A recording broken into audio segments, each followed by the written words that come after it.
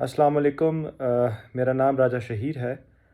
آج ایک مرتبہ پھر ایک نئی کہانی کے ساتھ آپ کے سامنے حاضر ہوا ہوں۔ آج کی کہانی کا عنوان ہے سونے کی پیٹی۔ پیٹی بیسیکلی بیلٹ کو کہتے ہیں، یہ میں پہلے کلیئر کرتا جاؤں۔ سونے کی پیٹی عنوان ہے کہانی کا۔ آئے کہانی سنتے ہیں۔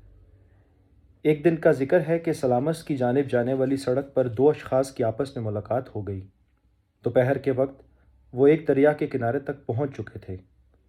دریا کو عبور کرنے کے لیے کوئی پل موجود نہ تھا، لہٰذا انہیں تیر کر دریا عبور کرنا تھا یا پھر دوسری سڑک تلاش کرنی تھی جس کے بارے میں وہ قطعاً لا علم تھے۔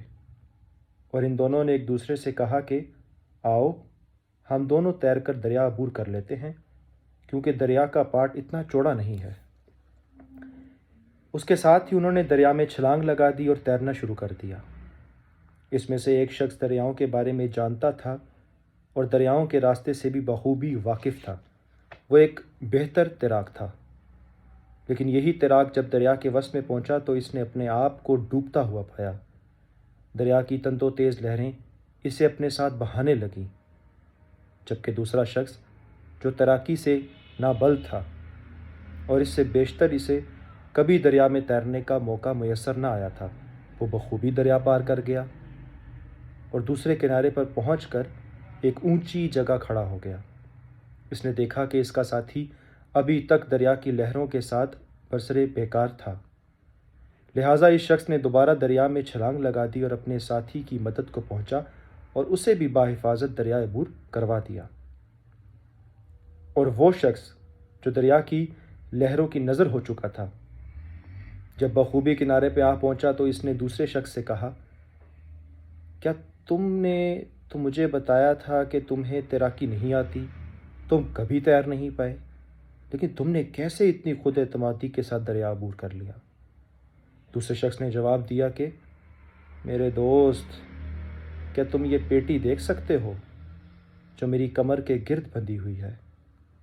یہ سونے کے سکوں کے ساتھ بھری پڑی ہے۔ میں نے اپنی بیوی اور بچوں کے لیے کمائے تھے۔ یہ میری پورے 1 سال کی کمائی ہے۔ سونے کی اس پیٹی کے وزن نے مجھے دریا کے پار پہنچا دیا، میری بیوی اور بچوں کے پاس، اور جب میں تیر رہا تھا میری بیوی اور بچے میرے کندھوں پر سوار تھے، اور دونوں شخص اکٹھے سلامس کی جانب چلے گئے۔ اس کا سمپل سا اگر ہم